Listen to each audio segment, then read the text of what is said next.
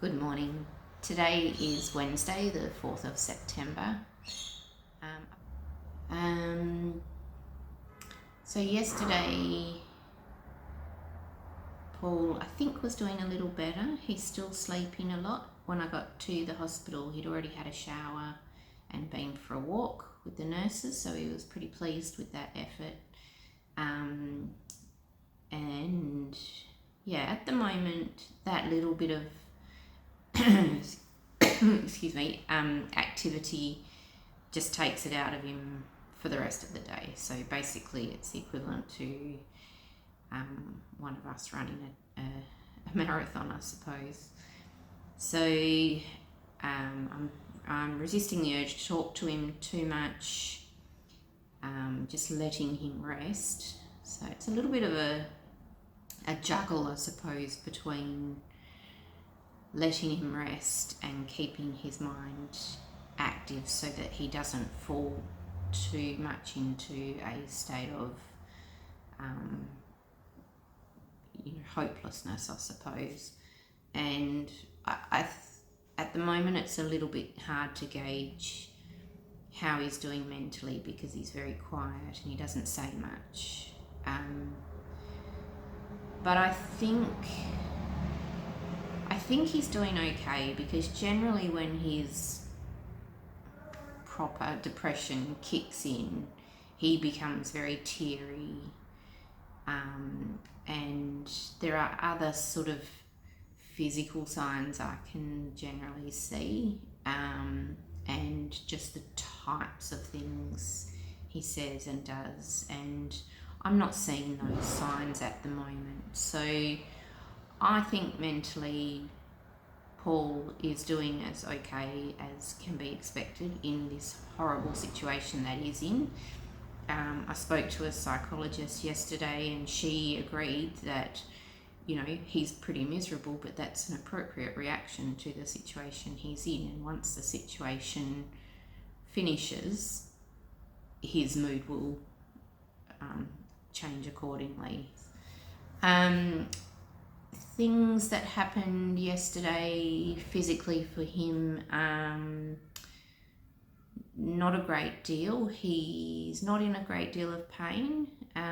Occasionally his back pain is creeping up, but they are now giving him buprenorphine, which is a medication he's taken previously, and he tolerates it well, and it does help with the back pain. One of the issues they had treating the back pain is that type of pain doesn't respond very well to opiates typically, and also the thing he normally takes, which is like an anti-inflammatory, you can't take those type of medications when you've got issues with your stomach, because they're known for causing stomach ulcers, and if you've got a hole in your stomach already, that's not a good mix. So it's good that we found that medication. That happened a while ago, not just yesterday. So pain-wise, he's going pretty good. In terms of his recovery from the operation, generally, he's doing really well, except for the issue with his stomach. The surgery that he had on Monday did go ahead, and I still haven't got a very clear idea of what was actually done, but the snippets of information I've got are that everything's looking good. Everything is in the right place where it should be, whatever that means. And I think they were able to do something to close the hole up. Whether that was a stitch or some other mechanism, I'm not entirely sure. However, the output into that drain seems to be slowing, which I guess is a sign that that cavity is starting to empty, and they've now put him back on the heparin, which is the blood thinner, which is kind of a preventative treatment for the pulmonary embolism he had in his lung. Now, the PE in his lung, the last few scans, they've not been able to even see it. So the outcome from that, or the theory is, it's either resolved or it's so small that they can't see it. Either way, they're not hugely concerned about it. They are monitoring it. They're constantly asking him things like, are you short of breath? Do you have any chest pain? And monitoring his oxygen levels to make sure his lungs are still working okay. And the putting him back onto the blood thinners is just a prophylactic preventative measure. So what we don't want is it to reform, so that's just a just in case insurance policy, if you like. The reason he went off the blood thinners was because the issue with his stomach, he was bleeding a lot. That was a difficult situation to manage, but they seem to have got us through it. Now it's a case of him just getting his energy back. His bladder's working fine, his lungs are working fine, everything's kind of coming back to life. His skin's looking better, his colour's looking better. He's just really, really tired, and I think that's to be expected. He's still very motivated to get out of bed when he can. He's motivated to, last night he sat up in bed and had a shave and cleaned his teeth and did all those little things that in everyday life seem pretty insignificant, but when you can't do much for yourself, they feel like an achievement, I suppose. G'day, today is Sunday the 8th of September and we are still in Sydney. So we've had another reasonably rough week, although things are starting to get better now. So since that last little snippet which I recorded on Wednesday, Paul has improved quite a bit. So there's a few things I can add that I wasn't sure about in that last clip. What I have found out since then is in the procedure that the gastroenterologist did last Monday, they did actually indeed put a stitch in the hole in his stomach, and they also did an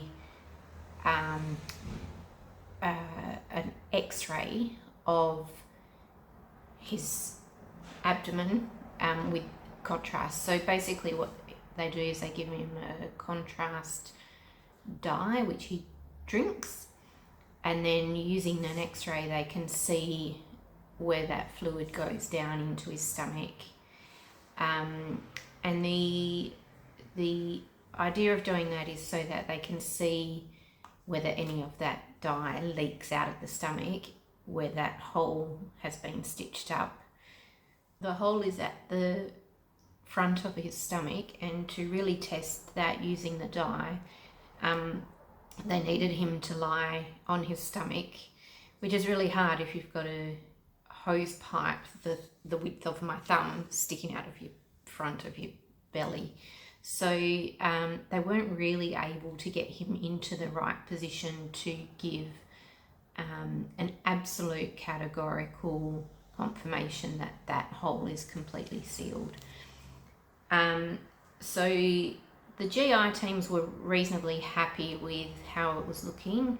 The other team, I guess, are erring on the side of caution. They just want to be 110% sure that that seal is intact, because what we don't want to do is start putting fluids and food into a stomach if there is any chance of there being a slight leak still, because that would obviously send him backwards and right back to square one. So at the moment we're in a little bit of a holding pattern over the weekend, and they're just really monitoring what comes out of the drain, that is draining any fluid out of the sort of abscess cavity, they're calling it, which is where the site of the infection was, basically. So what they want to see is that drain producing nothing, so it needs to be dry to be satisfied that that infection has completely cleared. Having said that, he's not running any significant temperature or fevers. He's not in significant pain. He's gone from being very lethargic, even sometimes a bit non-responsive, to a little bit grumpy this week, which, whilst it's challenging to manage for some of the rest of us, it's a good sign, I think, because it means he's getting a bit of his fight back. So I think that's good. He's pretty frustrated with having to wait and wait, but you know, I guess that's the nature of this issue, is we have to give the stomach time to heal. So other developments is, I mentioned in that last clip that they've restarted the heparin, which was an infusion through an IV line it's a blood thinner, basically. So that was a preventative, just to make sure he doesn't develop any further blood clots. In the last couple of days, they've actually taken him off that IV infusion, and they're now giving him a different blood thinner called Clexane. And Clexane is delivered via an injection in your tummy or your leg twice a day. And no one's really told us this, but we're taking that as a good sign that they're perhaps preparing him to be discharged as soon as they can confirm that the hole is closed in his stomach. Because other than that, he's actually doing really, really well. And you know, they don't want to keep him there any longer than necessary. So things he's still attached to is the drain out of the abscess below the stomach. That will probably be the last thing to be removed. He's still on TPN, which is the food through the central line in his neck. And that will continue until he can start having, he'll start on clear fluids and then other fluids and then proper food. And I think from memory last time there was a little bit of an overlap, so they keep you on the TPN until you're starting to absorb a reasonable amount of food, because as you can imagine, there's not all that much nutrients in a clear chicken broth. He has lost a little bit of weight. I think overall he's lost about 5 kilos, which, you know, we expected and we planned for. His focus in the last couple of days, you know, he was pretty peeved on Friday and Saturday when he was told, you know, the drain can't come out, nothing's going to happen until Monday. So we kind of just did a bit of a regroup and decided the best thing we can do at the moment is start getting him moving as much as possible. We want to, once he's discharged, we want him to be able to walk across the road to the Zena house, not have to take him in a wheelchair like we did last time. You know, we want him to get that condition back as quick as possible. So yesterday and today, we got the wheelchair and we went down to the garden, and we wasn't very sunny today, but yesterday it was a bit sunny, so he sat with some sun on his chest and on his face, and that felt really nice. And both days he's walked from the garden back, pushed the wheelchair himself up to the ward, and that's a decent walk. I don't know what it would be in meters, but it's certainly further than he's walked in over a month. And the last time we were here in Sydney, he couldn't have done that. What else? So next steps, yeah, just watching the output in that drain. And what we have noticed is when he does do a bit of a walk around, it does dump a bit of material into that drain, and then it doesn't really move much while he's lying still. So we're kind of working on the theory that the more he moves, the more his body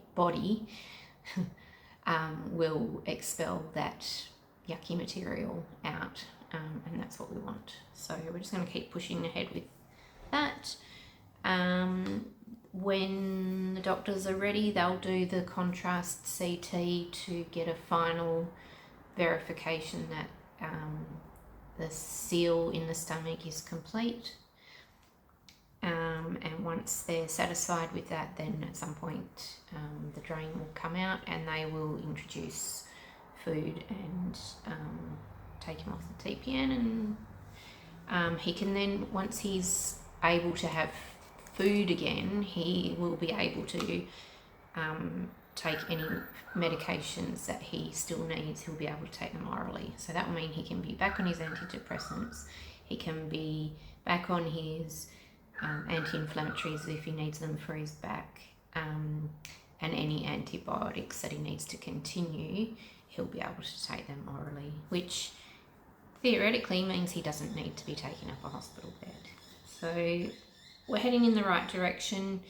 The other thing just worth mentioning is all of his, when they do your observations in hospital, they take your blood pressure, your pulse, your oxygen levels, and all of those are good. For a while there, his blood pressure was fluctuating a bit, and his oxygen levels were dropping a little bit from time to time, and of course his temperature has been steady for the last 4 or 5 days or so.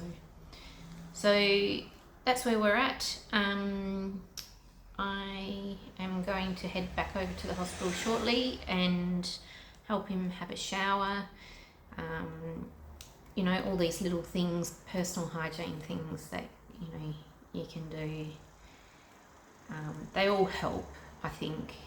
I never realised before we were in this situation how much in a hospital people really can go days without showering or cleaning their teeth. And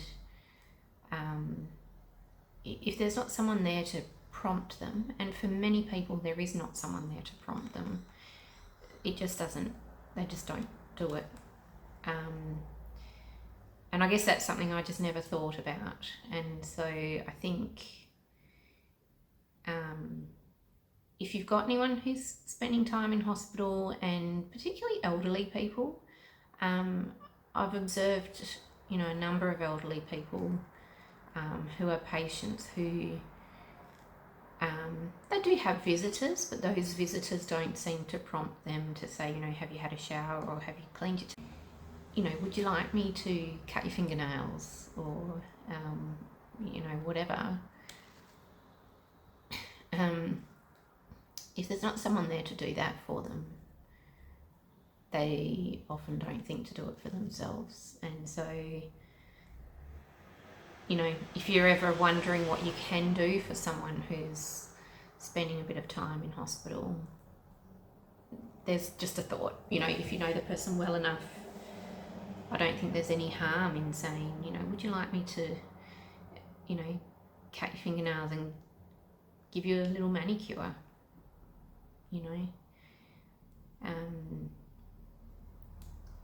There's something rather nice about letting someone do that for you.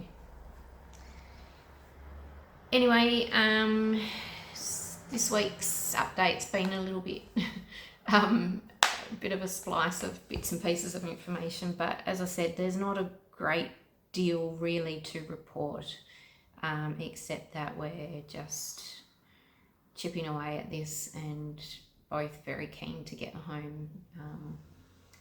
And yeah, we're hanging in there. So thanks everyone for watching, and yeah, hope everybody is doing okay out there. Okay, thanks, bye.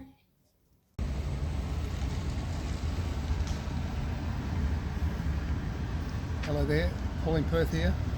Sorry it's been a while since I've spoken to you. I've had quite a few complications with my recovery, but we're getting towards resolving those complications now, so things are starting to look up.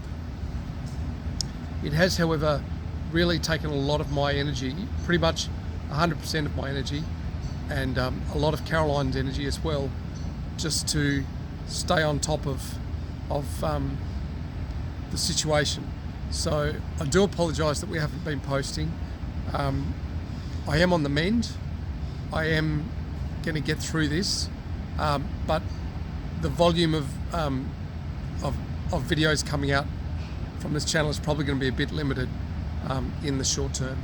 But stick with me. I'm still here. I'm still going. I'm still alive. So, Caroline, anything else you want to? You've had a little bit of mail. Oh yes, thank you to the people that have mailed me. I was going to say me, but it's equally as much for Caroline as me. Most people are emailing both of us collectively, which is lovely. So thank you for that. Probably about now is probably about too late to email to snail mail us anymore, because I think we're maybe only going to be in hospital / Brazina house for maybe another 10 days. I'm completely guessing. The doctors are not giving us any concrete indications, so I can't give you concrete indications either. But that's roughly how we see it. But thank you to those of you that have written, and I know a lot of you have written online as well.